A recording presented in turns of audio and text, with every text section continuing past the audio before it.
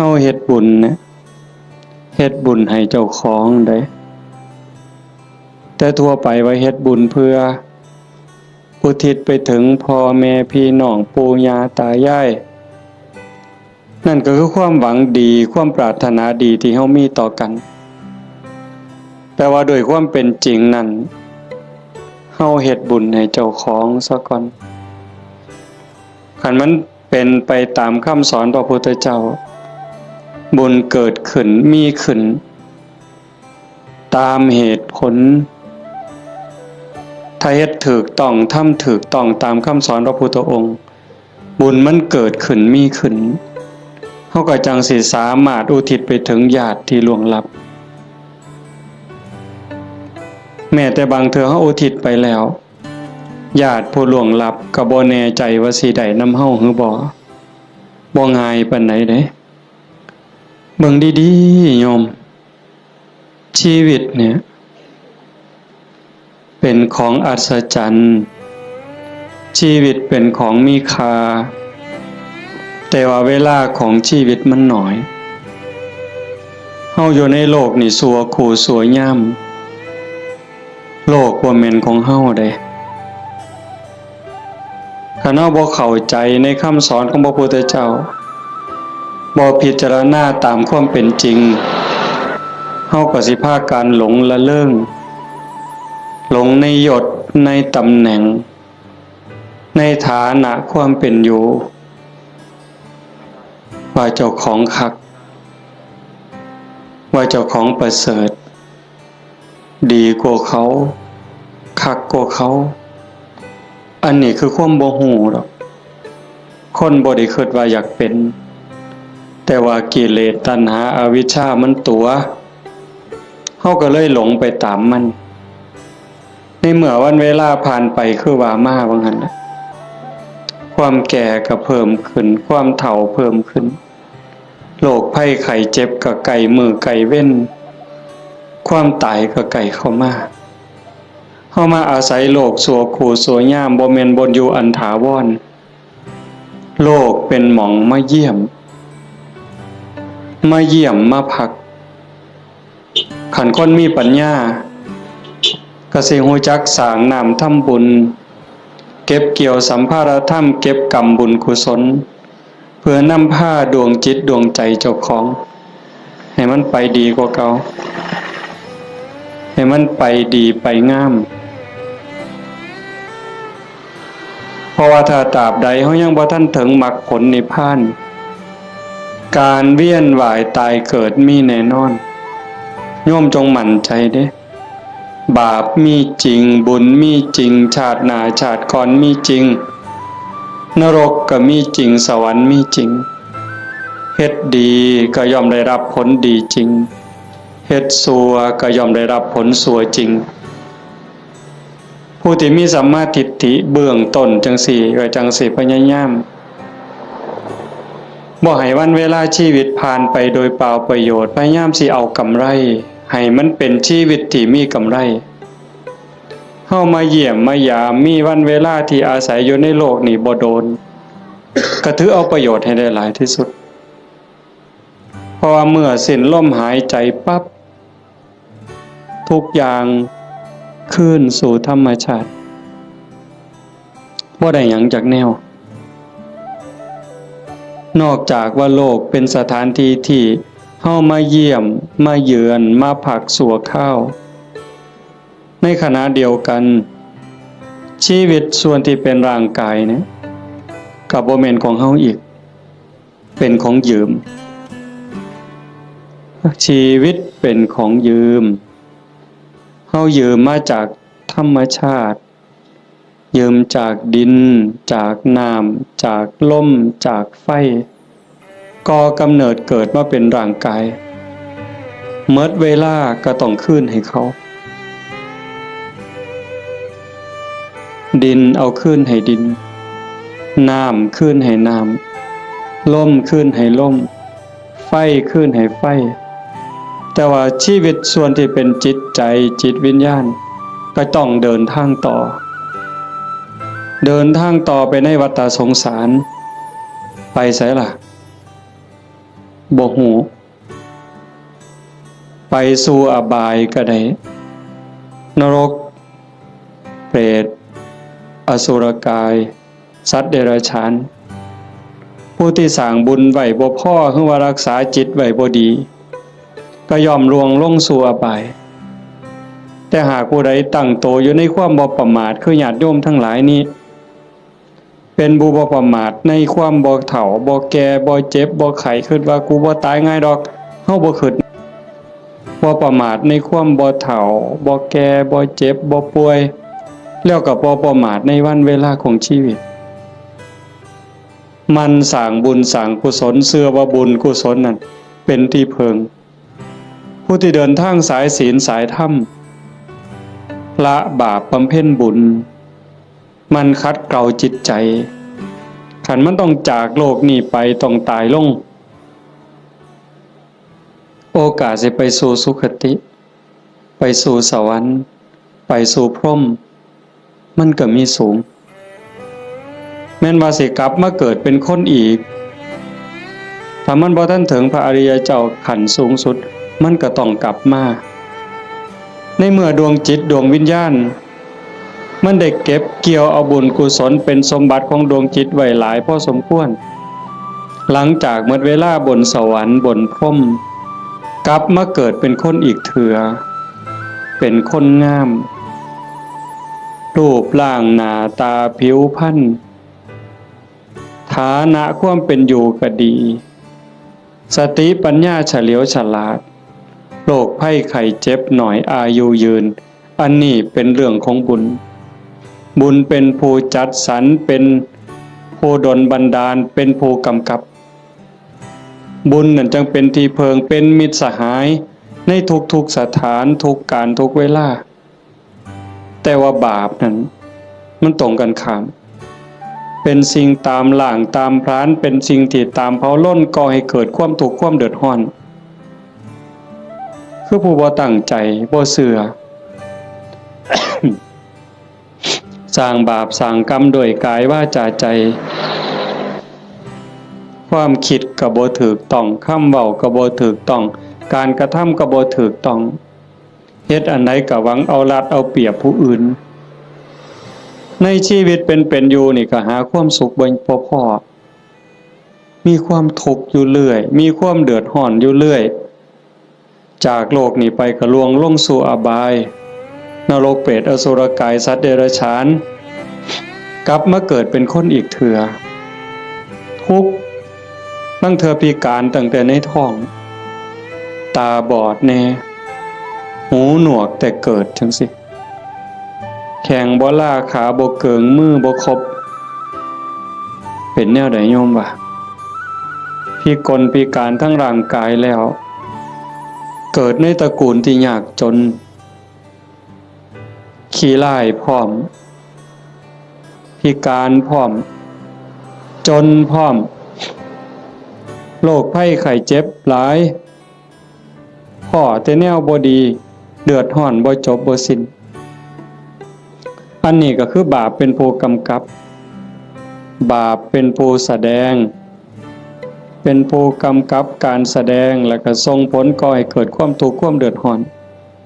ผู้บ่ประมาททั้งหลายก็จังพยายามขนขวายในการสร้างบุญแต่มาจังว่าอนุโมทนาสาธุกับญาติโยมโดยเฉพาะเจ้าภาพ จริงๆกับเจ้าภาพทุกคนเจ้าภาพทุกคนที่มาร่วมกันในมื้อนี้เฮาตั้งใจสิเฮ็ดบุญกุศลอุทิศไปถึงโยมพ่อใหญ่ตาโยมแม่ใหญ่พุทธอุทิศแปลว่าให้เฮ็ดบุญหวังสิส่งไปฮอดโยมแม่ใหญ่ตาโยมพ่อใหญ่พุทธบุญรัตน์อันนี้ก็คือเจตนาอันนี้คือความหวังตั้งใจของญาติโยมทุกคนแต่ว่ามันสิเป็นไปดังใจบ่อาตมาเว้าค้างไว้ตั้งแต่ตอนต้นๆลังเถื่อเฮาคิดจังหนึ่งคิดจักได้จังสี่แต่มันก็บ่แม่นคือใจเฮาคิดหมดมันคือใจเฮาคิดหมดเฮาก็คือสิเป็นเศรษฐีกันสู่คนบ่มีผู้ใดอยากทุกข์จากคนบ่มีผู้ใดอยากขี้ร้ายตั้งแต่เลขบ่ทันซื้อก็หวังว่าสิถูกอยู่ บ่ต้องเว้าถึงซื้อแล้วเด้นี่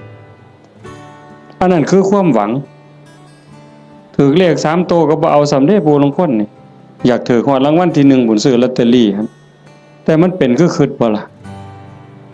ตั้งแต่ของอยู่ในโลกนี่เห็นกันอยู่เว้ากันอยู่มันก็ยังบ่แม่นอันนี้สิเฮ็ดบุญให้ผู้ตายนี่ห้วยไกลแห้งไกลความคิดชาโนตโสนีพราหมณ์นั่นเพิ่นเป็นคนเฮ็ดบุญอยู่บ่อยๆแล้วก็อุทิศบุญหาญาติไปกราบทูลถามพระพุทธเจ้า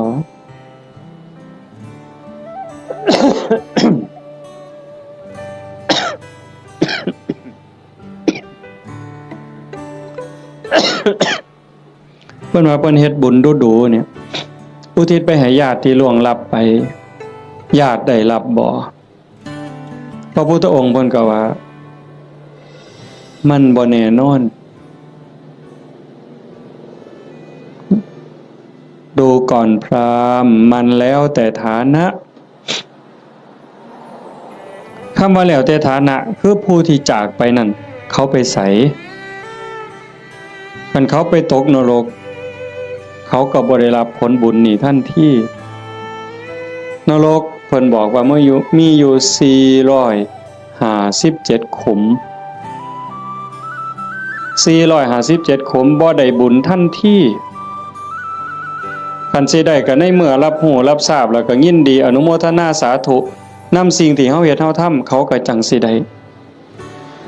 คันไปเกิดเป็นเปรตมี12ชนิด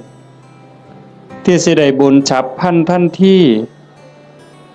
ก็มีอยู่ชนิดเดียวคือปรัตถตูปชีวีอีก11กลุ่ม11คณะสิได้บุญย้อนก็เมื่อเฮาเฮ็ดถูกต้องและอุทิศไปถึงฮู้เรื่องฮู้ราวอนุโมทนาสาธุนำจังสิได้อสุรกายคือกันสัตว์เดรัจฉานคือกันถ้าไปเกิดเป็นเทวดาเขาก็กินอาหารของเทวดากินบุญเก่าเป็นพรหมคือกันคันมาเกิดเป็นคนยิ่งบ่ฮู้เรื่องบ่ฮู้จักเขาก็สิได้นำเฮาจังได๋บัดนี้มันก็บ่ได้อันนี้คือฐานะของผู้ที่จากไปนั่นส่วนหนึ่ง2ผู้เฮ็ดบุญนี่เฮ็ดเป็นบ่เฮ็ดถูกตามคำสอนพระพุทธเจ้าบ่สมมุติว่าญาติเฮาที่ตายจากไปรอคอยส่วนบุญคอยอนุโมทนาเอาบุญนำเฮานี่แต่ว่าผู้เฮาเฮ็ดบุญนี่เฮ็ดเป็นบ่เฮ็ดถูกบ่เฮ็ดแม่นตามคำสอนพระพุทธเจ้าบ่คันบ่ได้เฮ็ดตามคำสอนพระพุทธเจ้าเฮ็ดบุญตามความคิดเฮ็ดบุญตามเขาว่าเฮ็ดบุญตามธรรมเนียมประเพณีมันก็บ่เป็นบุญผู้ทาคาถาเป่าทุกข์ก็ทุกข์อยู่ซ้ำนั้นจังซั่นการเฮ็ดบุญเนี่ยมันจะต้องศึกษาทำความเข้าใจแต่ว่าโยมทั้งหลายโดยเฉพาะผู้เป็นเจ้าภาพโยมแม่ออกสมบูรณ์หลายๆคนเนาะพ่อใหญ่อ่อนแม่ใหญ่สมศรีนางวิภารัตน์นายทวีศักดิ์พ่อใหญ่สังงานางโยมกาญจนาโยมศิริพรโยมกิตติโยมชูชาติโยมสมบูรณ์นายประจวบนางรัตมณีโยมชั่นชัยโยมดวงธิดาโยมพรณภาโยมไกรสอนโยมจันทิราอันนี้ก็ถือว่าเฮาเข้าใจพอสมควรคณะบ่เข้าใจในคำสอนพระพุทธเจ้าบ่ได้ฟังเรื่องบุญบ่ได้ยินเรื่องบุญจนเข้าใจแล้วเฮาก็จะเฮ็ดบุญจังซี่บ่ได้บ่เฮ็ดดอกต้องเฮ็ดอีกอย่างหนึ่งจังซั่นการเฮ็ดบุญมันเป็นการสร้างประโยชน์สูงสุดให้กับชีวิตตนเองในปัจจุบันแล้วก็หวังผลบุญนั่นให้เป็นสิ่งเพิงพาอาศัยได้ในปรโลกเบื้องหน้าเฮาก็จังเฮ็ดในส่วนที่เป็นบุญตามคำสอนพระพุทธเจ้าวางหนึ่งน่ะอาตมามานั่งฟังอยู่ในรถครูบาอาจารย์เพิ่นสิกลับวัดเพิ่นให้พรโยมมีบทหนึ่งตอนท้ายๆปุญญานิปารโลกัสสมิงปฏิฐาโหนติปานินังเพราะเหตุว่าบุญนั้น เป็นที่พึ่งของสัตว์ทั้งหลายในโลกหน้าพร้อมทั้งโลกต่อไปเพิ่นแปลว่าจังซี่ปุญญานิปรโลกัสสมิงปฏิทาโหนติปานินังเพราะเหตุว่าบุญนั้นเป็นที่พึ่งของสัตว์ทั้งหลายในโลกหน้าพร้อมทั้งโลกต่อไปบุญนี่เป็นสื่อของความสุขเป็นสื่อของความดีความงามบุญนำมาซึ่งความสำเร็จนำมาซึ่งความเจริญเฮาได้ดังหวังตั้งใจนี่บุญเป็นผู้กำกับทั้งหมดบุญเป็นสื่อของความสุขความดีความงามนำมาซึ่งความสำเร็จบุญเป็นที่เพิงนอกจากบุญบ่มีอันใดเป็นที่เพิงอันถาวรได้โยมคิดเบิ่งดีๆเด้แม่นอยู่ดอกในขณะที่เป็นอยู่เฮาก็แสวงหาหมดนั่นล่ะเข้าของเงินทองชื่อเสียงอำนาจวาสนาบริวารญาติพี่น้องก็พอได้เพิงพาอาศัยกันในข้าวที่ยังอยู่แต่โยมพิจารณาเบิ่งดีบ่คนเฮาเพิงพาอาศัยกันได้จริงๆกันในข้าวที่มีศีลมีธรรมในใจเด้ในข้าวที่ทุกคนมีศีลมีธรรมเจือจานอยู่ในใจก็จังเพิงพาอาศัยกันได้คันถ้าศีลธรรมจืดจางไปจากใจแล้วผัวกับเพิงบ่ได้เมียกับเพิงบ่ได้ลูกกับเพิงบ่ได้โยมเปิดโทรทัศน์เบิ่งสิได้ยินเกือบซุมื้อเห็นเกือบซุมื้อผัวฆ่าเมียเมียฆ่าผัวพ่อแม่ฆ่าลูกลูกฆ่าพ่อแม่พี่น้องฆ่ากันหมู่ฆ่ากันผู้บางคนมีเงินหลายๆก็คิดว่าสิอยู่เย็นเป็นสุขบ่เงินนั่นล่ะพาเจ้าของเดือดร้อนนอกจากสิถือเขามาแย่งมาป่นมาจี้จับไปเรียกค่าไทยบางเทื่อเห็นว่าเจ้าของมีเงินหลายก็ไปข่มคนอื่นสร้างความเดือดร้อนให้ผู้อื่นก็โดนจับปรับไม้ใส่โทษเมื่อดีบ่ดีเขากู้เขายืมขาปิดปากขาล่างหนีก็มีเห็นบ่ล่ะมันจังบ่แม่นที่เพิงอันแท้จริงแต่ที่เพิงอันแท้จริงคือบุญคือโยมนั่งฟังเทศน์ฟังธรรมอยู่นี่เฮาได้เกิดมาเป็นคนเนี่ยคันบุญบ่หลายมันสิได้เป็นคนบ่เจ้าว่านกหนูปูปีกหัวกล้วยสร้างหมาสัตว์เดรัจฉานทั้งหมดคันจะเว้าไปไล่ไปทั้งหมดตั้งแต่สัตว์นรกเวจีจนถึงภวกพรหมบ่มีผู้ใดที่บ่เคยพ่อเป็นแม่เป็นพี่เป็นน้องอาตมาบ่ได้เว้าเอาเด้พระพุทธเจ้าเว้าเด้ในวัฏฏะสงสารนี้ไม่มีใครเลยที่ไม่เคยเกิดเป็นพ่อเป็นแม่เป็นพี่เป็นน้องเป็นญาติร่วมสายโลหิตไม่มีใครเลยที่ไม่เคยเกิดเป็นสามีภรรยากันมาก่อนโยมอยู่นี่หลายๆคนเคยเป็นผัวเป็นเมียกับหนอนกับมดกับยุ่งที่มันมากัดเฮาเนี่ยนั่นคือวัฏฏะสงสารเป็นหยังเขาต้องไปเป็นแบบนั้นนั่นคือบุญเขาบ่พอสร้างบาปสร้างกรรมเฮามีบุญหลายได้รักษาศีลหาไว้มีกุศลกรรมบท10ข้อสมควรจังทรงให้เฮาได้เกิดมาเป็นคนได้เกิดมาเป็นคนแล้วบ่คือกันเห็นบ่หน้าตาบ่คือฐานะบ่คือสติปัญญาบ่คืออุปนิสัยใจคอบ่คือกันคนเดียวกันนี่โยมเคยสังเกตเบิ่งเจ้าของบ่ทั้งเทื่อหูสองข้างบ่คือกันเด้แต่ละคนตาสองข้างบ่คือกันเด้สังเกตเบิ่งเด้อหมู่พวกคนเฮาที่หูจักกันตาสองข้างบ่คือกันทั้งเทื่อดังเนี่ยปีกจมูกเนี่ยบ่คือกันเด้นิ้วมือนิ้วตีนคนเดียวกันก็บ่คือกันมือข้างซ้ายเป็นจังหนึงข้างขวาเป็นจังหนึงเป็นหยังก็เป็นจังซั่นคันให้พระเจ้ามาออกแบบคันว่าพระเจ้าเป็นผู้สร้างคันพระเจ้าเป็นผู้สร้างอาตมาว่าคนสิคือกันหลายเติบอยู่เด้เราสิขี้คร้านเฮ็ดแบบพิมพ์เนาะ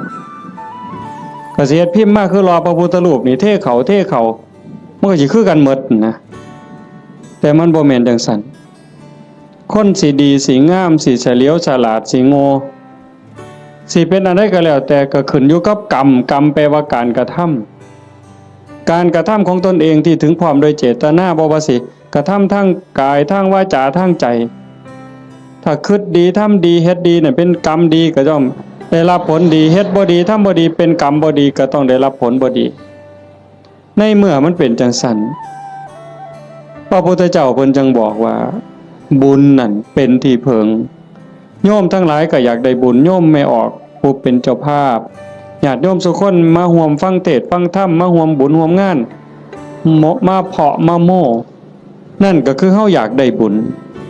แต่ว่าการเฮ็ดบุญนั่นเฮ็ดจังได๋มันจังสิได้หลายขึ้นกว่าเก่าปู่ย่าตายายเพิ่นบอกว่าเฮ็ดบุญกฐินมันได้บุญหลาย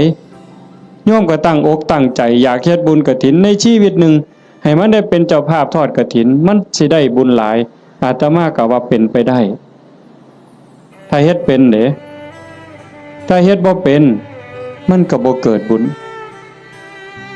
คำโบราณเพิ่นว่ามีกฐินบูดกฐินเน่ากฐินเศร้าหมองอีหยังเพิ่นว่าจังซี่แต่คันเฮ็ดเป็นบัดมันก็งดงามเป็นที่เพิงพาอาศัยได้ในชีวิตนี้ในชีวิตหน้าบ่จบบ่สิ้นเพิ่นจังให้เฮาศึกษาทำความเข้าใจเรื่องบุญปุญญะเมวะโสสิกขยะอายตัตถังสุขินทริยังทานันจะสมัจจริยันจะเมตตาจิตตัญจะภาวเยเอเตธัมเมภาวยิตตวาทโยสุขังสมุทเยอภยาปัจฉังสุขังโลกังบันติโตอุปปัชชติถ้าบุคคลใดปรารถนาบุญอันเลิศพึงศึกษาทำความเข้าใจเรื่องบุญนั้นให้ดีๆจงเลือกทำบุญชนิดที่มีความสุขเป็นกำไรโยมฟังเข้าใจบ่เนี่ยถ้าบุคคลใดปรารถนาบุญอันเลิศจงศึกษาทำความเข้าใจเรื่องบุญนั้นให้ดีๆจงเลือกทำบุญชนิดที่มีความสุขเป็นกำไรคำว่าบุญอันเลิศคือบุญประเสริฐดีงามประเสริฐเลิศเลิศก็แสดงว่าต้องมีสิ่งที่ตรงกันข้ามนั่นคือบุญกระจอกบุญบ่พอสิได้ประโยชน์ไปเหย้าก็เอิ้นว่าบุญคือกันอยู่บุญกระจอกเป็นบุญชนิดที่มีความทุกข์เป็นกำไรเป็นบุญนอกคำสอนพระพุทธเจ้าเป็นบุญคิดเอาเป็นบุญตามเขาว่าเอิ้นชื่อว่าบุญคือกันบุญแข่งเหือเห็นบ่เป็นบุญบ่อนใดล่ะหมู่เจ้าว่าบุญบั้งไฟจังสิเอาเป็นบุญบ่อนใดเอาเฮาก็เอิ้นว่าบุญอยู่เด้นี่บุญบั้งไฟตั้งแต่ไปเตรียมทานนี่ก็เท่าใดเครือกเวลาเท่าใดหมดเงินหมดทองเท่าใดผัวเมียผิดกันเท่าใดหมดให้หมดหน้าไปเท่าใดได้ปาลูกปาผัวปาเมียเท่าใดนั่นบ่บุญตายเท่าใดพิการเท่าใดนั่นคือบุญบ่นะนี่บุญตามเขาว่าบุญแข่งเหือคือกันนั่นคือบุญกระจอกอาจสิลงทุนเป็นล้านผู้ว่าราชการจังหวัดมาเป็นประธานเปิดผลได้เฮ็ดบักอย่างใหญ่นี่นั่นคันระดับจังหวัดก็ยังจะคักหลายกว่าเก่า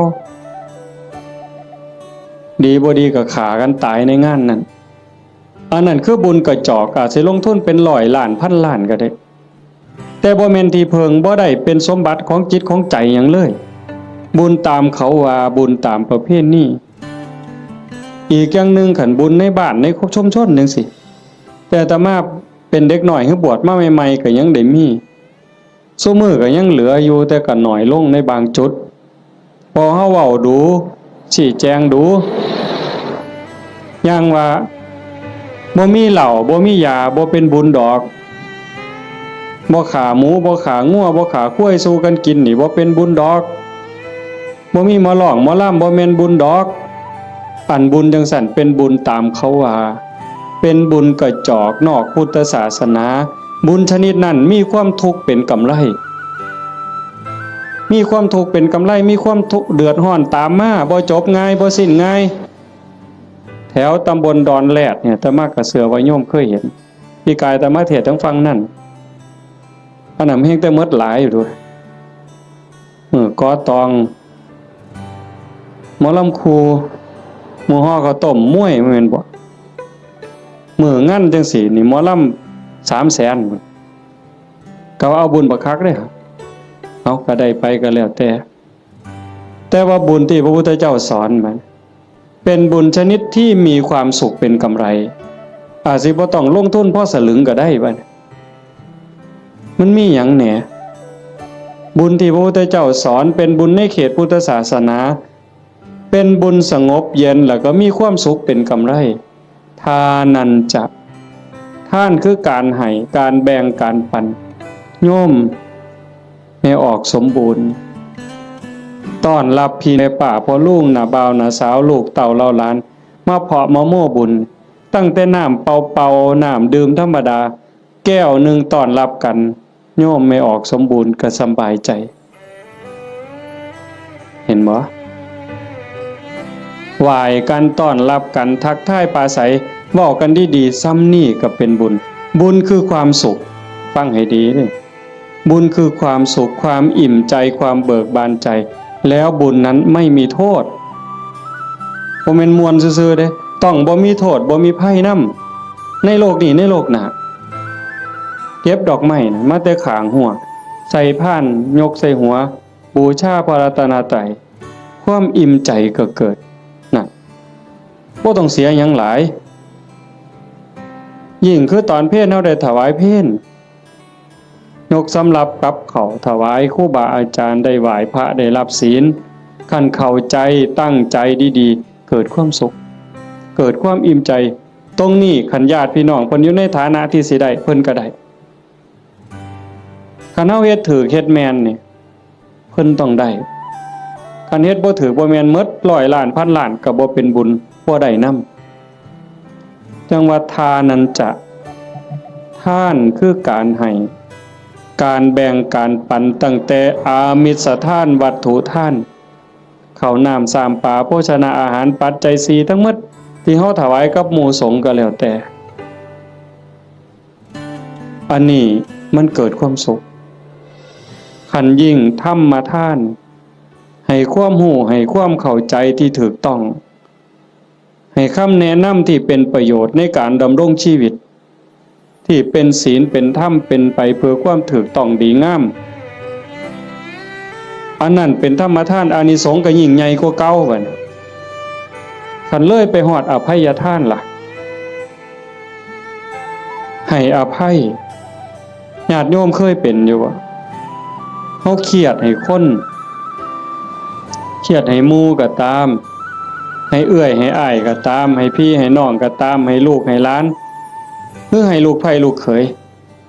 เฮาเครียดเฮาขมกักไว้ในใจนี่มันทุกข์มันอุกมันอังแต่คันเฮารู้จักให้อภัยปั๊บอโหสิปั๊บมันก็คือกับบงหนองบงเสียน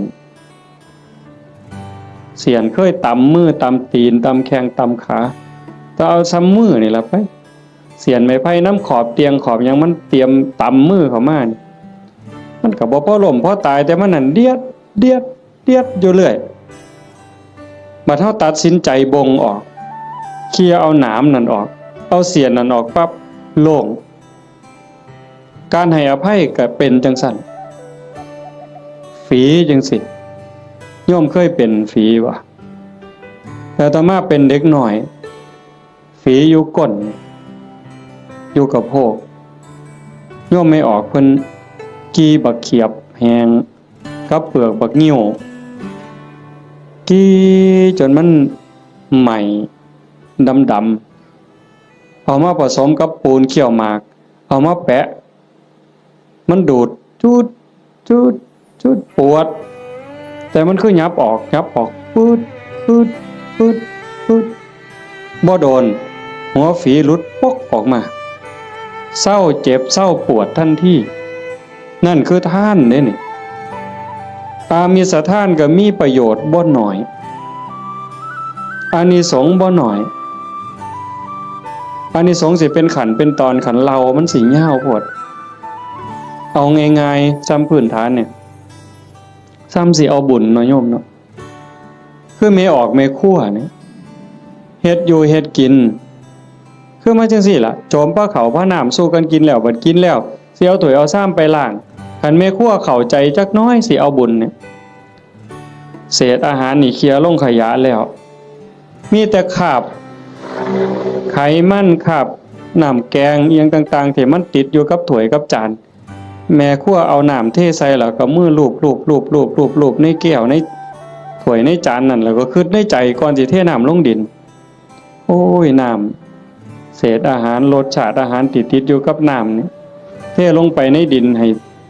สัตว์อาศัยในดินมันได้กินเด้อพวกขี้ไก่ดักไก่เดือนไก่มันได้กินแล้วไก่มันอยู่ดีมีแห้งสุขกายสุขใจเด้อแล้วเทลงไปปุ๊บซ้ำนั่นพระพุทธเจ้าว่าเป็นบุญที่นับประมาณไม่ได้แค่นี้เด้อโยมเพราะท่านได้เป็นหยังย้อนได้นี่เป็นบุญหลายจนนับประมาณบ่ได้ซ้ำเฮานับบ่ได้แล้วว่าฝนตกเนี่ยมันจักเม็ดแม่น้ำมูลแม่น้ำโขงแม่น้ำเจ้าพระยาหรือน้ำในทะเลเฮานับบ่ได้ว่ามันจักซ่อนจักแก้วจักขวดจักลิตรจักแองจักโองเฮาบ่สามารถจะนับได้เพียงแค่เฮาเทน้ำล้างถ้วยล้างจานลงในดินแต่เจตนาให้พวกเชื้อโรคพวกขี้ไก่เดือนให้มันได้กินซ้ำนี่ก็บุญมหาศาลพระพุทธเจ้าเพิ่นก็ยังไล่ขึ้นมาจากสัตว์เดรัจฉานร้อยเทื่อพันเทื่อก็บ่สู้ให้คนขี้เมาคนบ่มีศีลบ่มีธรรมตีหัวหมาด่าแม่คนคันให้พวกนี้เทื่อเดียวก็ได้หลายกว่าให้สัตว์เดรัจฉานร้อยเทื่อพันเทื่อให้คนบ่มีศีลบ่มีธรรมจังซั่นร้อยเทื่อพันเทื่อก็บ่ได้บุญหลายเท่าให้โยมผู้มีศีลหาเทื่อเดียวเพราะว่าคนมีศีลมีธรรมมันสิเฮ็ดโลกนี่สงบร่มเย็นแล้วก็เป็นประโยชน์นำกันอีกให้คนผู้มีศีล500เทื่อพันเทื่อก็บ่ได้บุญหลายเท่าให้ผู้มีศีล8พอใหญ่ไม่ใหญ่เฮาไปจำศีลอยู่วัดในมื้อวันพระวันศีลหรือมีงานปฏิบัติธรรมไปนุ่งขาวห่มขาวนั่นล่ะเป็นเนื้อหน้าบุญผู้ศีล5บริสุทธิ์100เทื่อพันเทื่อก็บ่ได้บุญหลายเท่าให้ผู้มีศีล8เทื่อเดียวให้ผู้มีศีล8 100เทื่อพันเทื่อก็บ่ได้บุญหลายเท่ากับให้เน้นน้อยผู้เดียวได้บัดเน้นน้อยศีล10เด้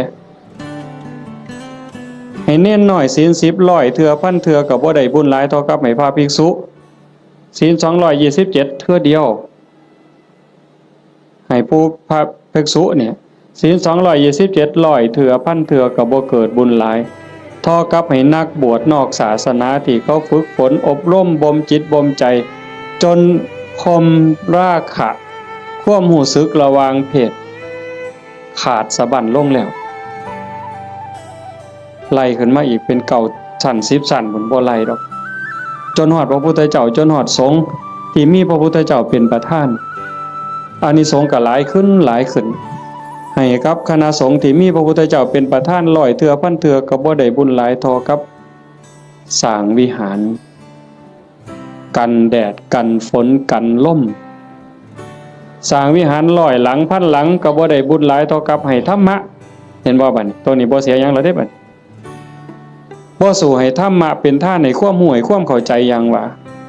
ให้ธรรมะเป็นท่านก็ได้บุญได้กุศลมาอยู่ได้บุญได้เกิดความร่ำรวยได้เกิดความงามความดีแต่ว่าบางเทื่อมันก็ยังแบกศาลานั่นกูก็สร้างกุฏินี่ก็สร้างโบสถ์ก็สร้างกฐินก็เฮ็ดซุปีคันบ่มีกูนี่บ่ว่าทีเดียวเลยบัดนี้เป็นจังได๋บัดดีบ่หลวงพ่ออย่าเว้ายากเด้บ่เฮ็ดกฐินให้เด้เป็นจังได๋บัดบ่มาก็ได้เด้วัดนี่นานครูพระแล้วนั่นเพิ่นว่าเพิ่นคักซั่นเด้จังต้องมาที่อภัยทานฮู้จักให้ธรรมะฮู้จักให้อภัยคือจิตทำจิตให้ว่างทำจิตให้เป็นอิสระผลมันก็มีอานิสงส์ต่างกันหลายขึ้นสูงขึ้นอันนี้คือทานได้อันที่1ทานันจะสมจริยันจะบุญชนิดที่มีความสุขเป็นกำไรสม่ำเสมอควบคุมอากับกิริยาคำปากคำเว้าให้เป็นไปโดยสงบเสงี่ยมอันนั้นคือศีล สำรวมวาจาใจให้เรียบร้อยศีลนี่จังมีอานิสงส์หลายเพราะว่าของมาท่านลักมากก็ได้โกงมากก็ได้ปล้นมากก็ได้ขามากก็ได้บุญหลายแต่มันอาจสิบ่บริสุทธิ์เห็นบ่ศีลมันเป็นอุบายออกจากการเบียดเบียนตนเองก็บ่เดือดร้อนคันมีศีลเด้คนอื่นก็บ่เดือดร้อนเป็นหยังโยมก็เข้าใจอยู่ศีลข้อที่1เจตนาเป็นเครื่องงดเว้นจากการทำสัตว์ที่มีชีวิตให้ตกร่วงบ่ว่าถึงขาเลยแม้แต่เบียดเบียนเขาหักแข้งหักขาหักปีกเขาก็บ่เฮ็ดให้เขาผากพ่อผากแม่ผากลูกก็บ่เฮ็ดมันเป็นทุกข์มันเดือดร้อนคันเฮามีศีลข้อที่1โลกทั้งใบก็สงบบ่มีผู้ใดย้านไผสิทำอันตราย2ทรัพย์ที่ดินที่ดอนเงินทองแก้วแหวนของผู้ใดก็หักของผู้ใดก็แพงเขาก็คือเฮาก็คือเขาชีวิตและทรัพย์สินกันว่าข้อที่1อีกจักหน่อยนี่ร่างกายอย่าว่าแต่มาเข็นมาขาเถาะทุบตีก็บ่เอาไปเอามานี่ไม่ออกพอออกเคยเป็นบ่หมอสิฉีดยาป้องกันโรคป้องกันภัยเขาสิฉีดวัคซีนบ่ให้เฮาเจ็บเฮาป่วยบางเทื่อก็เจ็บบ่ให้เขาฉีดตั้งแต่ไปโรงเรียนนี่ครับว่าหมอสิฉีดยามื้ออื่นนี่ห้วยข่อยไข้ลดแล้วข่อยบ่ไปแล้วเห็นบ่นั่นคือชีวิตเขาก็คือเฮาคือเขาทรัพย์สินสมบัติคือกันข้อ3ลูกหลานผัวเมียพี่สาวพี่ชายน้องสาวน้องชายผู้ใดก็คือกันผู้ใดก็ฮักผู้ใดก็หวงญาติพี่น้องของเจ้าของสามีภรรยาลูกหลานเจ้าของคันเฮาเห็นอกเห็นใจกันจังซี่คันบ่ได้แต่งการแต่งงานบ่แม่นว่าเฮาฟังคือตื้นเข้าใจกันเพิ่นๆว่าศีลข้อที่3นี่ไม่ให้ล่วงเกินสามีภรรยาคนอื่นจริงๆบ่แม่นแต่ผัวเขาเมียเขาเด้ลูกหลานพี่สาวพี่ชายน้องสาวน้องชายคันบ่ทันได้เข้าพิธีแต่งงานสมรสพ่อแม่เขาบ่ทันอนุญาตเฮาไปล่วงเกินเขากับผิดศีลข้อนี้หมดข้อ2เจตนาเป็นเครื่องงดเว้นจากการถือเอาสิ่งของที่เจ้าของเขาไม่ได้ให้สิยักยอกสิปล้นเอาลักเอาว่าห้ามลักเดี๋ยวปล้นเอาซะดอกมันสิว่าก็บ่แม่น4เจตนาเป็นเครื่องงดเว้นจากการพูดเท็จเฮาก็บ่อยากให้ไผตัวเฮาบ่อยากให้ผู้ใดมาเว้าให้เฮาผิดอกผิดใจบริวารหรือว่าองค์ประกอบที่จะเฮ็ดให้มันผิดให้มันเศร้าหมองนี่นอกจากโกหกแล้วก็ยังมีเว้าส่อเสียดยุยงให้แตกร้าวสามัคคียุให้ผู้นั้นผิดกับผู้นี้เว้าเพ้อเจ้อไร้สาระหาแก่นสารบ่ได้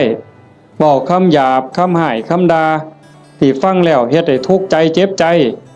อันนี้ก็ต้องงดเว้นอันนี้เป็นศีลเนี่ย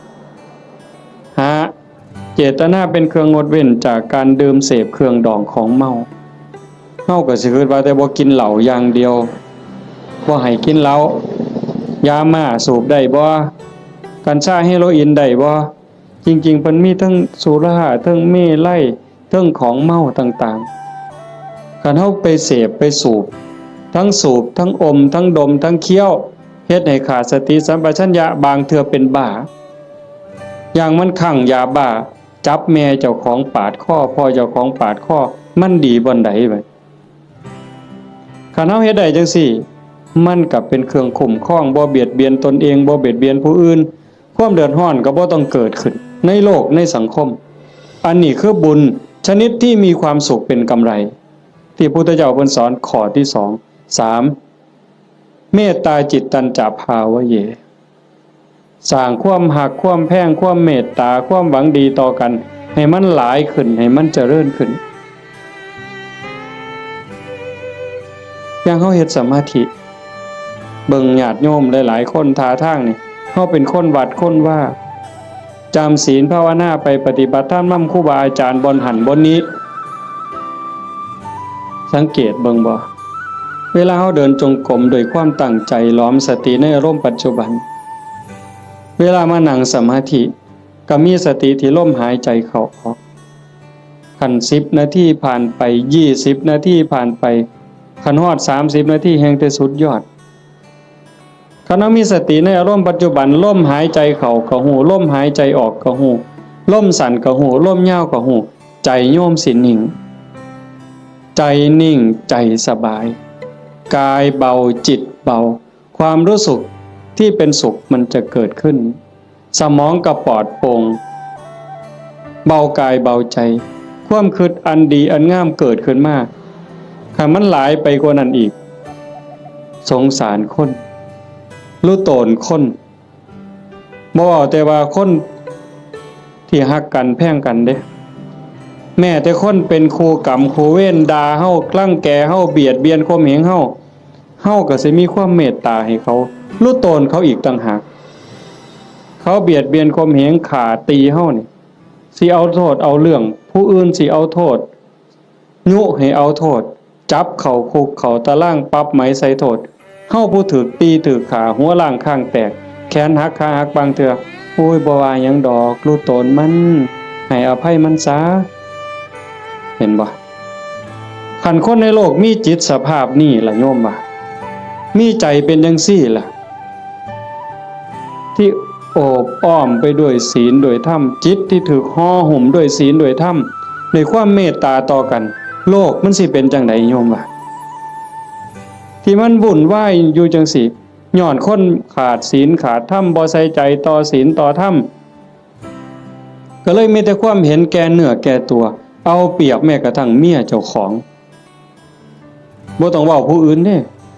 เอาเปรียบเมียเจ้าของเอาเปรียบผัวเจ้าของลูกเต้าเอาเปรียบพ่อแม่แน่นอนเลยเลี้ยงมาพาใหญ่ตั้ง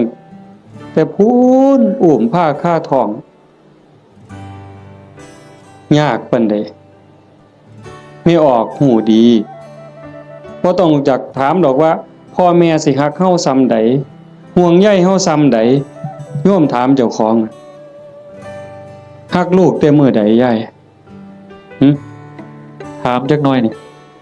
โยมฮักลูกแต่มื้อใดเกิดไสเกิดจากท้องหรือเกิดในท้องบ่ยายว่าเกิดออกจากท้องมาฮักเลยแต่อาตมาเห็นว่าผู้บางคนนี่ส่วนหลายฮักตั้งแต่ว่าลูกมีในท้องว่าตั้งท้องแล้วฮักเลยลุกก็ระวังย่างก็ระวังกินก็ระวังนอนก็ระวังสิกินอันใดลงไปคันถ้าแม่นเจ้าของมักปานใดเคยกินเคยแซ่บแต่คันว่ามันสิเฮ็ดให้ลูกแสบลูกร้อนหยุดนั่นคือความฮักเด้ฮักตั้งแต่ว่าลูกอยู่ในท้อง9 เดือน10 เดือนคลอดมาก็เกือบล้มเกือบตายเชื่อว่าทุกคนในมือออกลูกนี่บ่มีผู้ใดม่วนปานใดดอกเทิงห้องเทิงไห้จมให้ผัวซ้ำผู้บางคนเครียดให้ลูกบ่สร้างลูกบ่ว่าฮักตั้งแต่คาท้องบ่ฮู้ซ้ำว่าลูกในท้องนี่มันสิเป็นผู้หญิงหรือเป็นผู้ชายสิพิการบ่สมบูรณ์บ่สิขี้ร้ายหรือสิงามสิเกิดมาทำร้ายเจ้าของบ่สิเป็นคนดีหรือเป็นคนชั่วบ่เกี่ยวกันบ่สนใจเลยฮักอย่างเดียวบัดลูกเกิดมาแล้วเลี้ยงมาลำบากปานใดหมดข้าวจักเหล้าตัวสิใหญ่แต่ละคน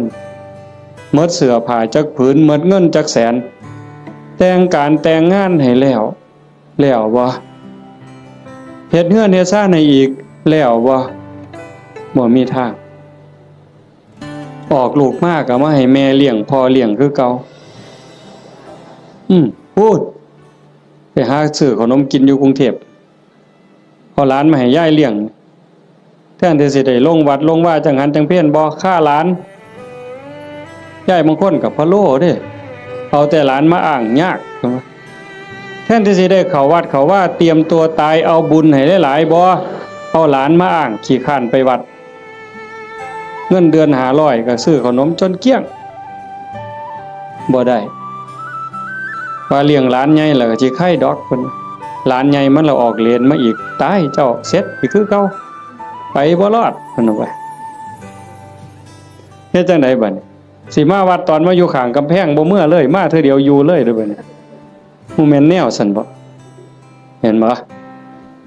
คันเฮาได้พิจารณาอีหลีอีหลอนี่จากทานมาสู่ศีลมาสู่ภาวนาความเมตตาหวังดีต่อกันมันสิเกิดจริงๆการสร้างบุญการเฮ็ดบุญมันมีรายละเอียดหลายโยมตั้งแต่การให้ทานซื่อๆเนี่ยทานอย่างเดียวนี่น้ำขวดเดียวข้าวปั้นเดียวพักเส้นเดียวก็ตามบุญต่างกันอยู่ที่เจตนาคันให้ด้วยความศรัทธาเชื่อในคำสอนของพระพุทธเจ้าบาปมีบุญมีชาติหน้าชาติก่อนมีเชื่อมั่นใจจังซั่นเนี่ยเวลาผลบุญมันออกมาก็ออกผลเฮาสิเป็นคนรวยพร้อมงามพร้อมปัจจุบันก็จิตใจล่ำรวยบุญกิริยามารยาทก็งดงามงามภายนอกงามภายในงามภายในทรงไปสู่ภายนอกเกิดชาติใหม่พบใหม่งามพร้อมรวยพร้อมนี่กันในท่านโดยศรัทธาแปลว่าเชื่อใจมั่นใจไว้ใจว่างใจ2ให้ท่านด้วยความเคารพในวัตถุท่านเคารพในผู้รับท่าน จะมาเว้าข้างไปตอนต้นมันแล้วแต่ฐานะที่ชานุโสนิพามถามพระพุทธเจ้ามันแล้วแต่ฐานะมันมีหลายระบบอีกหลายเหลี่ยมอีกผู้รับท่านน่ะมีศีลมีธรรมบ่อย่างคือทอดกฐินนี่ครูบาอาจารย์เพิ่นมีศีลมีธรรมได้ฝึกฝนได้อบรมมื้ออื่นเวลาพ่อใหญ่พาไปกาวกฐินฮือย่ายผู้เป็นเจ้าภาพอุ้มผ้ากฐินถวายเนี่ยมื้อนั้นอาตมาไปเห็นอยู่วัดหนึ่งเพิ่นนิมนต์ไปรับนำเพิ่นเขียนคำถวายให้เจ้าภาพนี่อุ้มผ้าไตจีวรตั้งนะโมแล้วก็พาหมู่ว่าอิมังพันเตกฐินะจีวรทุตสังอาตมาก็เหลียวเบิ่งหน้าเจ้าภาพก็คิดเบิ่งใจเจ้าภาพคิดเบิ่งใจญาติโยมอีกหลายๆคน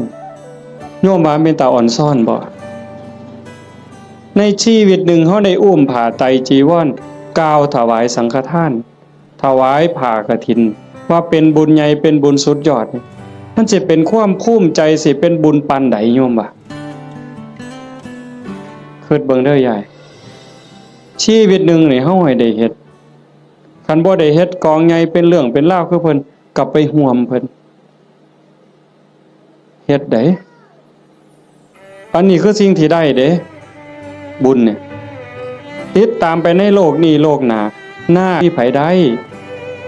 เข้ามาอาศัยโลกชั่วคราวบ่แม่นของเจ้าของดินนี่สิว่าของเฮาซั่นบ่หน้านี่สิว่าซื้อเจ้าของในโฉนดสิภูมิใจซั่นบ่มันสิภูมิใจจักมื้อจักหน่อยเขาก็เปลี่ยนเป็นชื่อผู้อื่นล่ะเฮ้ยอยู่ในทะเบียนบ้านมันจะสิสถานะเจ้าบ้านนี่ชื่อขึ้นก้อนหมู่นั่นสถานะเจ้าบ้านน่ะจะร้องตายมึงติพอ24ชั่วโมงยังเขามาทับตาแดงใส่ปับหล่นตายว่าซั่นว่าเจ้าบ้านเจ้าบ่ต้องไปไสเด้อเจ้าอยู่หั่นเด้คันแม่นเจ้าบ้านอีหลีนั่นต้องเป็นเจ้าของอยู่ตลอดมันบ่แม่นหน้าก็บ่ได้สวนก็บ่ได้รถก็บ่ได้บ่ได้หยังจักอย่างแนวใดคือบุญนี่แนวใดเพิ่นจังว่าต้องทำความเข้าใจอีหยังให้มันหลายๆท่านก็เฮาให้ด้วยความศรัทธาให้ด้วยความเคารพในผู้รับท่านครูบาอาจารย์เป็นผู้มีศีลมีธรรมผู้รับท่านเป็นหมู่สงฆ์เฮาถวายข้าวสงฆ์เจ้าของเองก็เป็นผู้บริสุทธิ์ย้อนหยังสะอาดย้อนหยังย้อนศีลก่อนสิทำบุญให้ท่านถวายต่างๆเพิ่นจังให้เฮาสามารถทานศีลนั่นคือชำระความเศร้าหมองในใจคันเฮาไปฆ่าสัตว์มามันก็เศร้าไปรักเขามาก็เศร้าไปนอกอกนอกใจสามีไปล่วงเกินผู้อื่นมามันก็เศร้าหมองเอาน้ำมาอาบหมดน้ำทะเลมันก็บ่สะอาดใจบ่สะอาดดอกไปตัวเข้ามาไปดื่มเสพเครื่องดองของเมามาสิใส่ผงซักฟอกอันใดสบู่อันใดล้างออกมันก็บ่สะอาดแต่ขันสมาทานศีลปั๊บปานาติปาตาทินากาเมมุสาสุราปั๊บพระสงฆ์เพิ่นสรุปศีลให้ปั๊บสำบายใจ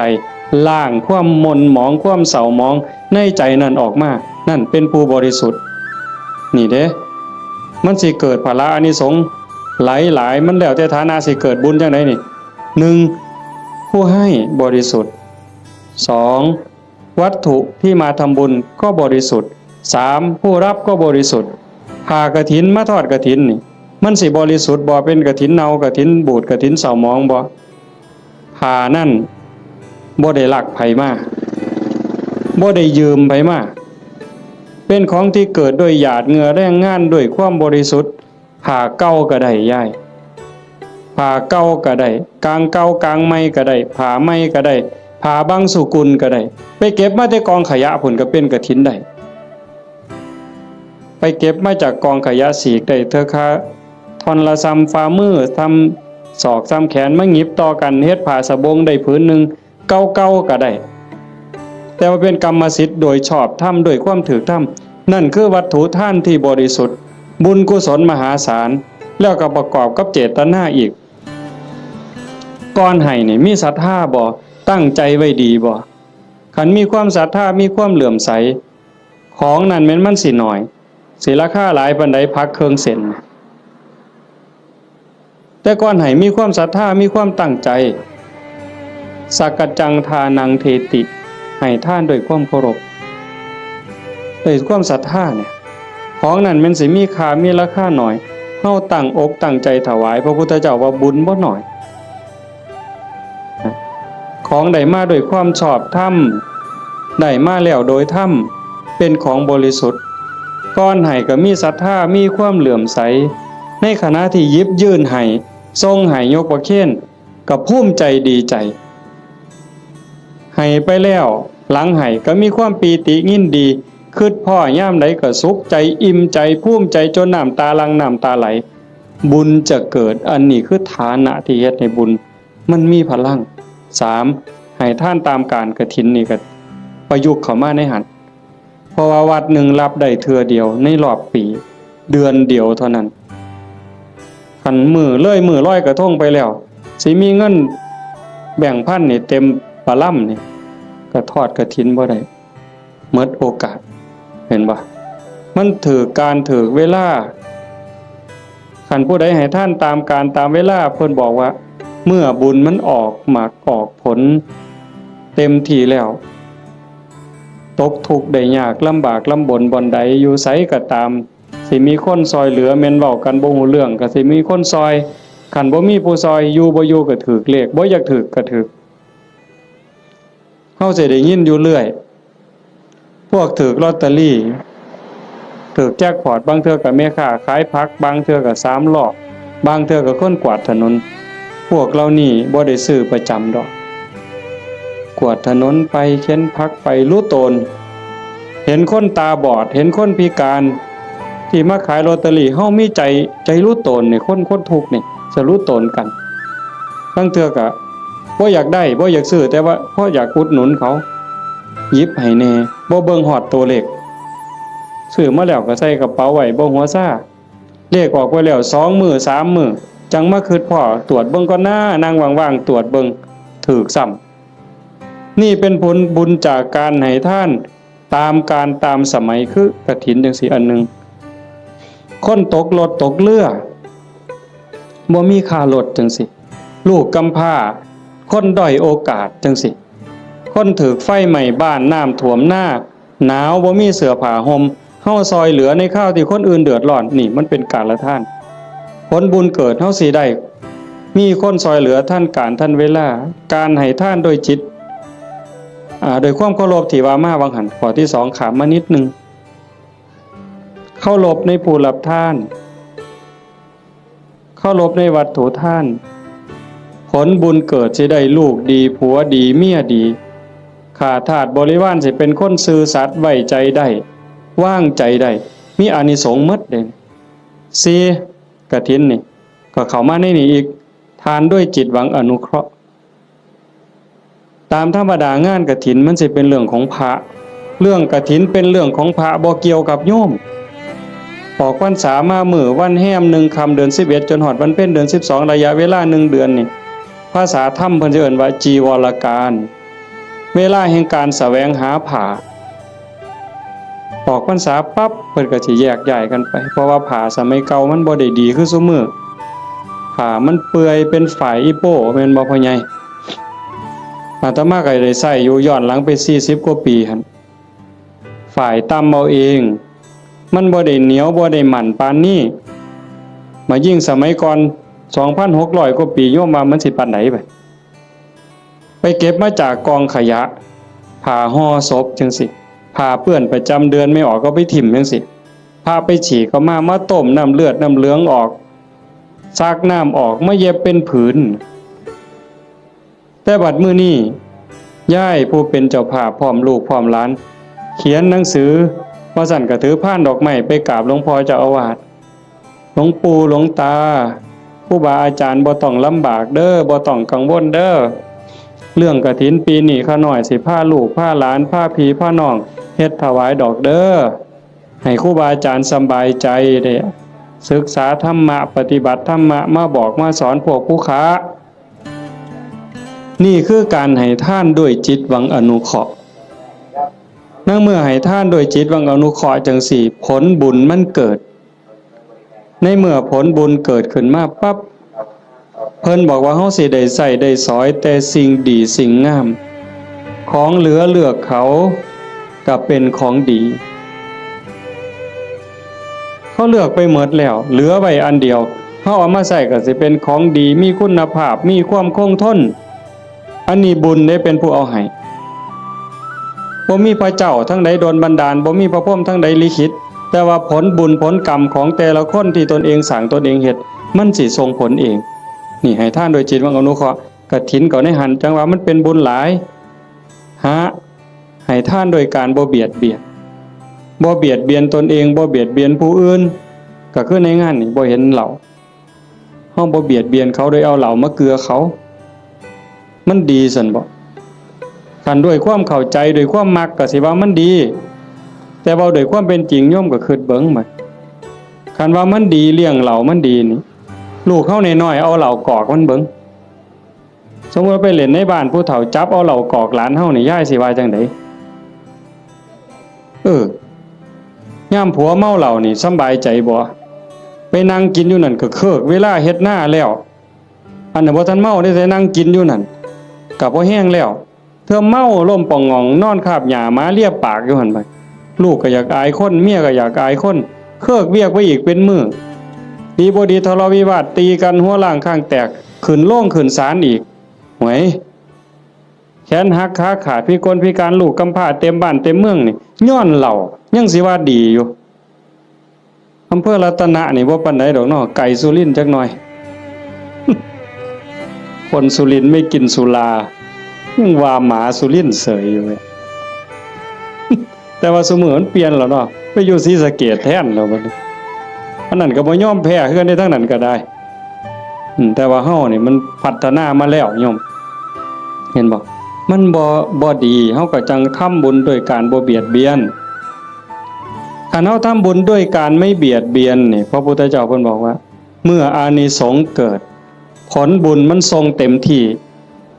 เฮามีดินมีดอนมีไหมีหน้าเฮือนซ่านบ้านซองทรัพย์สินสมบัติโจรลักบ่ได้ไฟบ่ไหม้ของเฮาลมบ่พัดของเฮาให้เสียหายเห็นบ่เพิ่นจังว่าเฮ็ดบุญกฐินมันได้บุญหลายมันก็แม่นกันเฮ็ดเป็นบ่เป็นก็จอดคือกันลงทุนเป็นแสนเป็นล้านก็ลองมึงที่ล่ะกันเฮ็ดแบบว่านี่ขาหมูขางัวสั้นขาสังลางไว้นี่ผู้ใดมาก็ปาดก้อยซกเล็กอยู่กับนี่รถเอาลองเบิ่งเราก็เอารถมาจอดไว้นี่อยากกินเท่าใดก็กินนี่มันจะบ่ตีกันหัวล้างข้างแตกอยู่นี่เจ้าภาพสิไปอยู่ไสล่ะเจ้าว่ากินบ่อิ่มด่าเจ้าภาพอีกเมามาหากใส่เจ้าภาพเสร็จอีกลองเบิ่งเป็นบุญบ่ใดบัดนี้บ่มีแต่ว่าคันแนวนี้แม่ป้าพ่อลุงแม่ใหญ่จักมาแต่ไสนี่มานั่งฟังเทศน์ฟังธรรมนำกันด้วยความสงบงามอันนี้มันเกิดบุญมันนี่จะเว้าเรื่องกฐินจักนิดนึงแต่ว่ามันจะได้บุญหลายแนวใดเขาเบิ่งเอาแต่ซ้ำสายตาเฮาเห็นคันเป็นบุญอย่างอื่นบุญแจกข้าวบุญอัฏฐาซื่อๆโยมก็บ่เฮ็ดคักปานนี้อันนี้เตรียมการโดนเป็นแห้มเดือนแห้มปี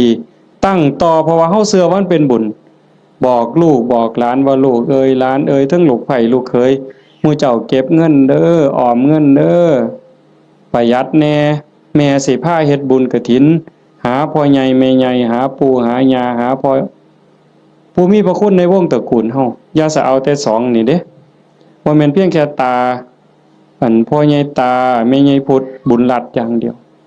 พ่อแม่ในอดีตปู่ย่าตาทวดในชาติก่อนภพก่อนผัวชาติก่อนเมียชาติก่อนลูกเต่าเราหลานแต่อดีตตลอดฮอดเจ้ากรรมนายเวรเฮาเอาพ่อใหญ่ตาแม่ใหญ่พุทธนี่เป็นหลักแล้วก็ต่อไปฮอดพวกที่เฮาบ่เคยฮู้จักนั่นคือพวกเรานั้นเพิ่นอาจจะรอคอยรับบุญรับกุศลที่โยมเฮ็ดอยู่เฮาจะบ่ขี้ทีแห้งให้แห้งได้อย่าไปเว้าเด้มันเรื่อยๆอยู่แม้แต่อยู่วัดครูบาเขารายการจังซี่หรือไปเทศน์บางหม่องยังมีอยู่ในความคิดจังซี่ว่าคันอุทิศไปให้ผู้อื่นมันสิบ่หมดบ่เพิ่นย้านบุญเพิ่นหมดเฮ็ดแล้วต้องเอาผู้เดียวคันกวดน้ำอุทิศไปมันสิหมดบ่เพิ่นย้านบุญหมดจริงๆมันบ่หมดยิ่งให้ยิ่งได้ยิ่งให้ยิ่งหลายเฮาเบิ่งคือเฮาเตรียมกฐินผูกผ้าเตรียมอาสสงฆ์เฮ็ดฝาเฮ็ดผ้าข้างหลังเฮ็ดสายลุงหาบักกล้วยบักอ้อยบักพร้าวตั้งอีหยังขึ้นมาไม่กวดหามากกกล้วยกกอ้อยหามากองกฐินเนี่ยมันยิ่งใหญ่ความตั้งอกตั้งใจจังซี่มันก็ก่อให้เกิดบุญพอเฮาเฮ็ดด้วยศรัทธาเฮ็ดด้วยความเคารพเฮ็ดด้วยความตั้งใจนี่อานิสงส์มันหลายแล้วก็อีกอย่างหนึ่งหลังจากเฮานอกจากเฮาจะเฮ็ดด้วยความตั้งอกตั้งใจด้วยความศรัทธาแล้วประโยชน์มันเกิดกับพระพอประโยชน์เกิดกับพระที่เอิ้นว่าอานิสงส์เกิดกับพระแล้วมันก็ยังย้อนมาใส่โยมแม้แต่เฮาบ่เฮ็ดจังซี่อานิสงส์ที่มันเกิดจากการเป็นคนดีมีศีลมีธรรมที่เฮาเฮ็ดอยู่ประจำพระพุทธองค์เพิ่นก็บอกว่ามันมีอยู่4อย่างอันนั้นคือสากลสิใส่บาตรหน้าบ้านหน้าเฮือนซอยเหลืองานสาธารณะจังซี่งานวัดงานโรงเรียนงานตำรวจงานอนามัยเฮาไปซอยด้วยความตั้งใจด้วยความจริงใจเพิ่นว่า1ชื่อเสียงอันดีฟุ้งกระจรไปไกลก็แม่นอีหลีขันโยมเป็นคนดีมีจิตใจเอื้อเฟื้อต่อโลกต่อสังคม1ชื่อเสียงอันดีฟุ้งกระจรไปไกล2คนดีย่อมคบหาดีดูดดีชั่วดูดชั่วพวกเล่นไพ่มันก็บ่ได้ติดประกาศผู้ใหญ่บ้านบ่ได้ประกาศเอิ้นเด้มื้อนี้เด้อผู้ใดสิไปเล่นไพ่ไปส่งนั่นเด้อเขายังขาดขาอยู่ผู้ใหญ่บ้านบ่ได้ประกาศเด้ไปเองหมู่มันสิกินเหล้าก็บ่เดินประกาศมาเด้อตอนนี้มาแล้วเหล้าขาวก็มาแล้วเหล้าสีก็มาเบียร์ก็มาทุกยี่ห้อฟ้าวมาบ่ได้เอิ้นไปเองมันดูดกันไปดีดูดดีชั่วดูดชั่วอันซุ่มไปวัดปฏิบัติธรรมนั่งสมาธิอันนี้ก็บ่ได้ยากคือกันไปแล้วบ่เฒ่าพร้อมแล้วบ่โทรศัพท์ถ้าค่อยได้เด้อไปโลดเห็นบ่อันนี้คือกันอานิสงส์ของคนเฮ็ดคุณงามความดีชื่อเสียงอันดีฟุ้งกระจรไปไกล2คนดีย่อมคบหา3เป็นที่รักของมนุษย์และเทวดามนุษย์คือผู้มีใจสูงใจดีใจงามมีศีล5เต็มเปี่ยมมีกุศลกรรมบท10หวังดีต่อพี่ต่อน้องนั่นคือมนุษย์เป็นมนุษย์คนแล้วก็เทวดาคนมีหิริมีโอตตัปปะนอกจากมีศีลแล้วมีธรรมแล้วก็ยังอายซัวกลัวบาปเข้ามากำกับในใจอีกนั่นเป็นมนุษย์เทโวเทวดาคนยังเป็นนี่แหละแล้วเทวดาที่เฮาบ่เห็นโตเพิ่นก็ย่อมคุ้มครองรักษาคนเฮ็ดบุญคนสร้างบุญเป็นหยังเพราะว่าคนดีคนเฮ็ดบุญคนสร้างบุญนี่เขาสร้างบุญเทวดาก็สาธุเทวดามาทอดกฐินบ่ได้ดอกโยมเชื่อบ่ เทวดามาทอดกฐินบ่ได้เทวดาสิมายกผ้าเข่าถวายพระบ่ได้เฮ็ดจังได๋ล่ะก็สาธุล่ะเห็นหมู่เฮาเฮ็ดมื้ออื่นนี่เพิ่นก็สาธุนั่งฟังเทศน์นี่เพิ่นก็สิสาธุนำเฮาเนี่ย เพิ่นก็ได้นำเฮาเพิ่นยังว่าเป็นที่รักของมนุษย์และเทวดาเพิ่นหักเพิ่นคุ้มครองเพิ่นรักษาเพราะว่าเพิ่นได้บุญนำ4เวลาสิตายก็ไม่หลงลืมสติตายจำเป็นแต่เด้คันคนสร้างดีสร้างงามสร้างบุญอยู่บ่อยๆจิตใจมันสิกอดเกี่ยวพันอยู่กับบุญกับกุศลจิตบ่เศร้าหมองจิตบ่กังวลจิตบ่เป็นทุกข์มันก็ย่อมไปสู่สุคติไม่หลงลืมสติตายแต่คันคนไปลักเขาแน่ไปฆ่าเขาแน่ตั้งแต่นอนมันก็สะดุ้งเคยเห็นบ่ล่ะเคยเป็นบ่เจ้าไปเฮ็ดแนวบ่ถูกต้องบ่ดีบ่งามมานอนก็สะดุ้งอย่าสะเว้าแต่ว่าสิตายเด้นี่นอนบ่เป็นหลับเป็นตื่นพวกไปลักเขาไปปล้นเขาไปฆ่าเขามานี่โหมันสิสะดุ้งแม้กระทั่งการอยู่การกินคันแม้แต่สิกินข้าวทั้งเทื่อก็สงสัยมันสิวางยากูบ่น้อพูดเด้มันสิหาความสุขได้บ่ใดบ่นี่เจ้าว่า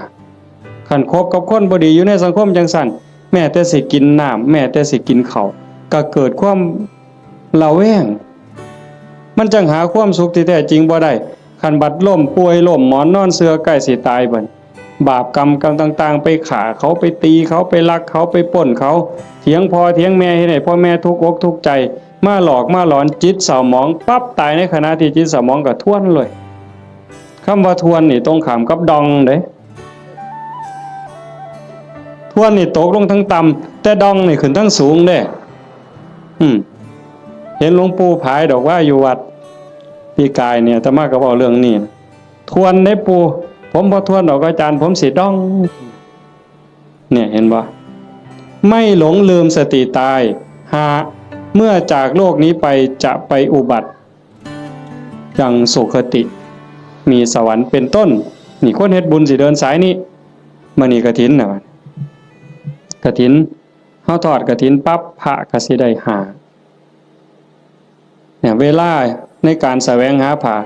จากฮอดวันเพ็ญเดือน12สิยืดไปฮอดเดือน4เพ่งนี่คือเวลายืดไปอีก4เดือน2พระสิเก็บผ้าไว้ได้ตามต้องการปกติพระสิมีผ้าแค่3ผืนเพิ่นเอิ้นว่าผ้าไตรเฮาก็เว้าอยู่ซุมื้อละผ้าไตรบางบ้านก็ผ้าไตรบางบ้านก็ผ้าไกแล้วแต่สิว่านี่คือบ่ฮู้จักจริงๆผ้าไตรไตรนี่แปลว่า3ผ้า3ผืนสบง1จีวร1สังฆาติ1นี่คือผ้าอธิษฐานคันมีเกินนั่นเอาผ้าจีวรหามาได้อีกผืนนึงเอาไว้เสยนี่คันครบ10มื้อบ่สละให้เน้นบ่สละให้พระภิกษุรูปใดรูปหนึ่งบ่สละให้สงฆ์เป็นนิสสักขิยปาจิตตีผ้าผืนนั้นใส่บ่ได้ไปแตะไปต้องไปสู้นไปใส่บาปทุกเที่ยวเป็นบาปเป็นโทษเป็นอาบัติเมื่อโยมทอดกฐินแล้วอย่าว่าแต่4ผืนเลยเอาไว้เต็มเฮือนนี่ก็บ่เป็นหยังเอาไว้เต็มเดินวัดก็บ่ผิดนี่คืออานิสงส์ที่พระได้เก็บผ้าไว้ได้ตามต้องการ3เมื่อจากอาวาสสิไปไสก็ตามไม่จำเป็นต้องเอาผ้าไปครบสำรับบางหันว่ามีเกิน3บ่ได้มานี่ขาด3บ่ได้มาในข้อที่3เพื่อเดินว่าปราศจากจีวรสมมุติว่ามันบ่ทันได้ออกพรรษาบ่ทันได้รับอานิสงส์พรรษาอานิสงส์กฐินอาตมาอยู่วัดเคยมันเป็นวัดป่าเนาะกุฏิอยู่ไกลๆจังซี่ยามมื้อแลงนุ่งผ้าสบงสงน้ำมาตากไว้อยู่กุฏิบัดยามมื้อเช้ามาทำวัดอยู่ศาลามาอยู่ผีอยู่ศาลาจนแจ้งผ้าสบงผืนนั้นไปใส่อีกบ่ได้มันเป็นผ้าขาดราตรีเพิ่นเอิ้นว่าเป็นนิสสักขิยปาจิตตีผ้าสบงผืนนั้นต้องสละให้สามเณรต้องสละให้พระรูปหนึ่งหรือสละให้สงฆ์คันบ่สละไปแตะไปใส่ไปจับไปต้องขึ้นมาปั๊บต้องนิสสักขิยปาจิตตีเป็นบาปทุกเที่ยวโยมแต่ในเมื่อโยมทอดกฐินแล้วปั๊บได้รับอานิสงส์อย่าสว่าแต่อยู่ในวัดเอาผ้าถิ่มไว้ในวัดพูนไปเที่ยวเล่นอเมริกาเสยคิดม่วนพูนขี่ยานอวกาศไปเล่นดาวอังคารเสยบ่บาปบ่ผิดอานิสงส์ที่โยมทอดกฐินมันคุ้มครอง4 ฉันคณะฉันเป็นวงได้ฉันปรัมประฉันดูได้ที่จริงพระพุทธเจ้าเพิ่นขอร้องให้พระนี่ฉันในบาตรมันบ่ยากกับผู้อื่น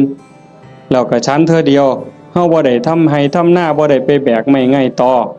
หากินเองบ่ได้กินดูหลายโยมเขายากเมืองสิซะ ออกซื้ออาหารบ่ได้จังซี่แต่มอโยมทอดกฐินแล้วปั๊บก็สามารถฉันเป็นกลุ่มเป็นวงได้เพราะว่าเฮ็ดผ้ามันอาจจะบ่แล้วง่ายในเวลาจังซี่เจ้าน้อยก็แล่นไปจูไฟเพราะมันบ่มีสีสำเร็จเด้ฟักบักมี่หาฟืนมาไว้พ่อใหญ่สิเคยเห็นแต่ก่อนแม่นบ่ย้อมเปลือกไม้ย้อมหากไม้ย้อมแก่นไม้เขี่ยวไว้จังซี่กำลังฉันอยู่ไฟอ่อนไฟสิหมอดก็ออกไปจูไฟมาฉันอีกก็ได้จังซั่นน่ะเพิ่นว่าสิฉันจักเทื่อก็ได้แต่ว่าอย่าเกินเที่ยง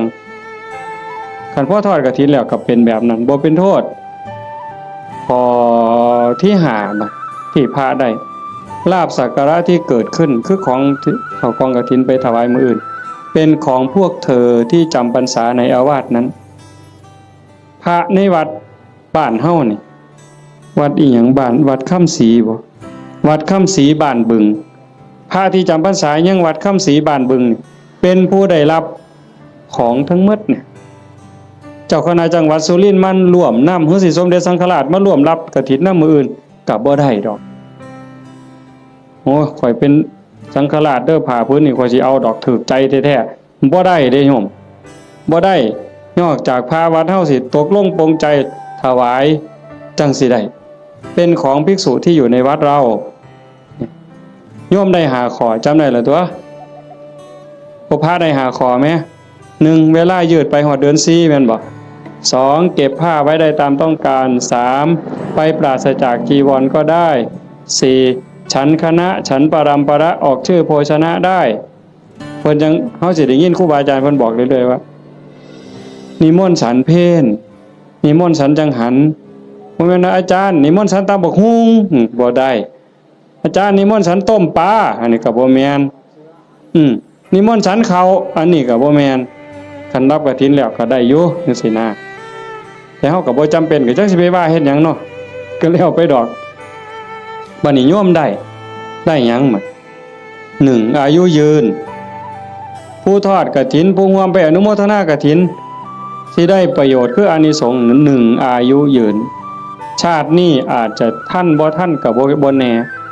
บาปเก่ากรรมเก่าที่เฮ็ดไว้มันอาจกำลังส่งผลอยู่คันบุญเก่าบ่แห้งพอมันก็ต้องไปตามนั้นแต่คันเฮาเฮ็ดด้วยความตั้งใจชาติต่อไปพบต่อไปผลบุญมันตามทรงนี่1อายุยืนทั้งตัวเลข80ปี90ปี100กว่าปีแข็งแรงบ่แม่นนอนอยู่ในห้อง ICU ว่าอายุหลายปานใด100ปีโอ้ก็บ่พอใจดอกแนวนั้นเนาะนอนในห้อง ICU ให้อาหารทั้งสายอย่างหันใจเองก็บ่ได้ก็จักสิยืนไปหยังล่ะเว้ยแต่ก็บ่แม่นแต่ตัวเลขซ้ำนั้นผมก็ยืนผมบ่งอกง่ายบ่โลนง่ายจังซี่นะแขวก็ยืนบ่ขูบ่ลนบ่โยกบ่ค้อนนี่ตาก็ยืน70ปี80ปีห้อยก้นเข็มปั๊บแงปั๊บดึงจักรถ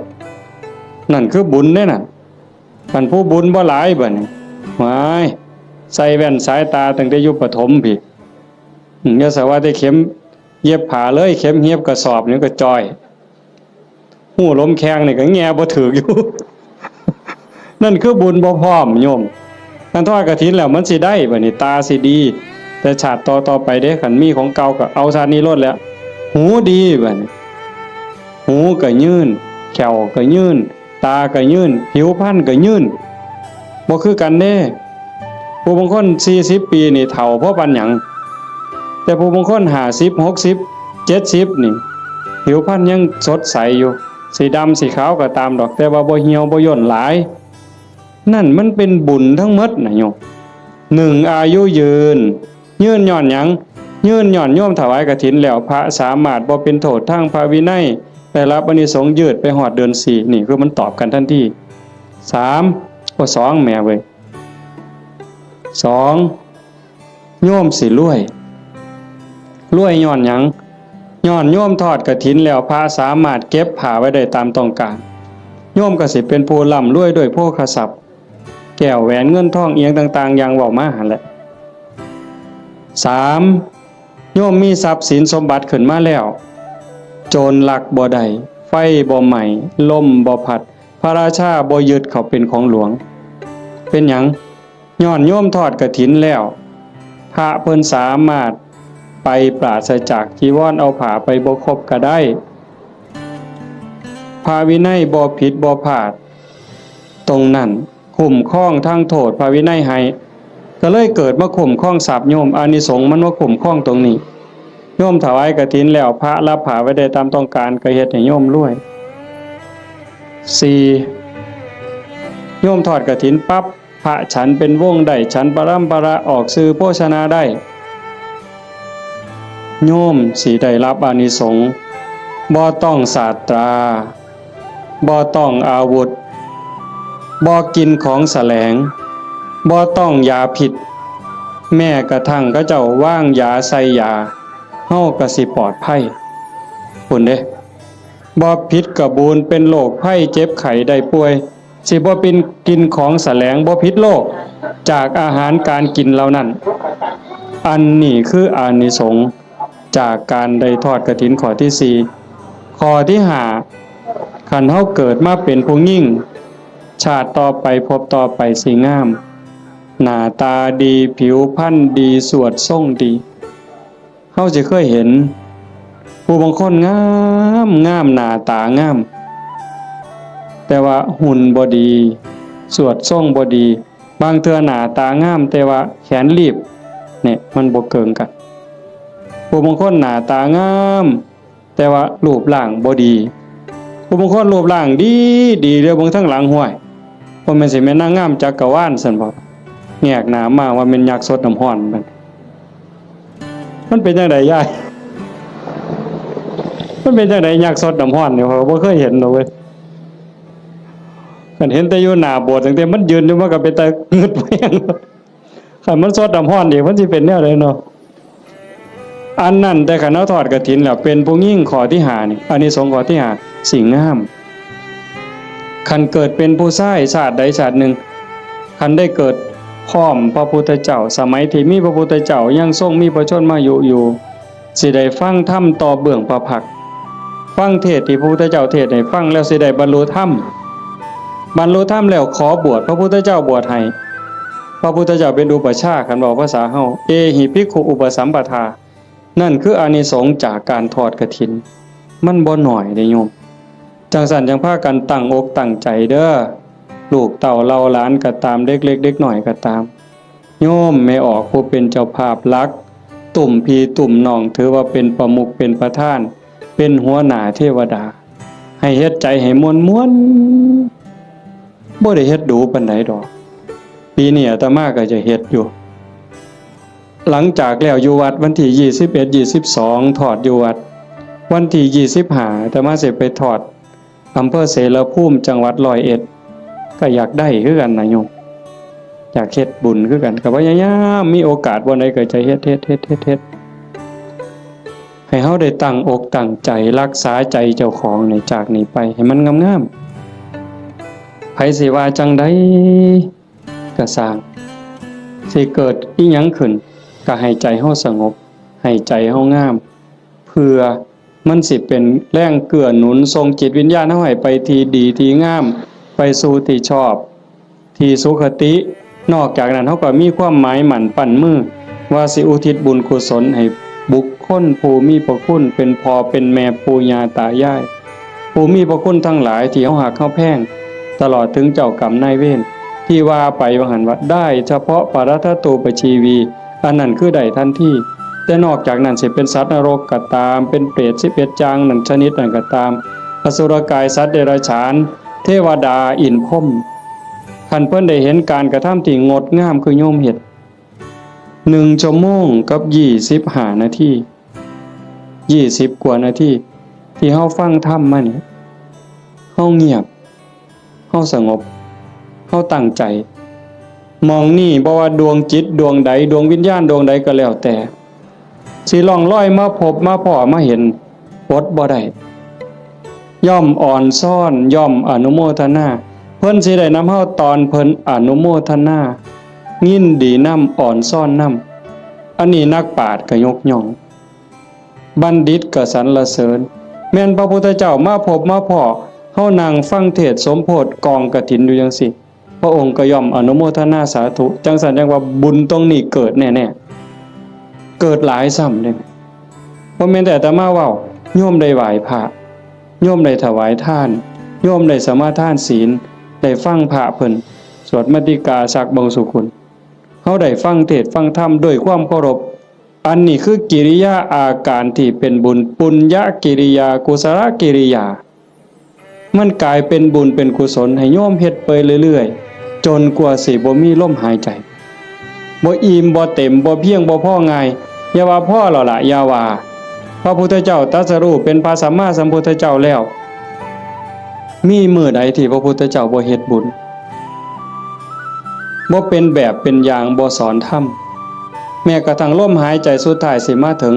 นอนเหยียดลงแล้วที่สารวโนทยานเมืองกุสินาราก่อนใจสิดับลงพระองค์ก็ยังได้ตรัสสังขารทั้งหลายมีความเสื่อมไปเป็นธรรมดา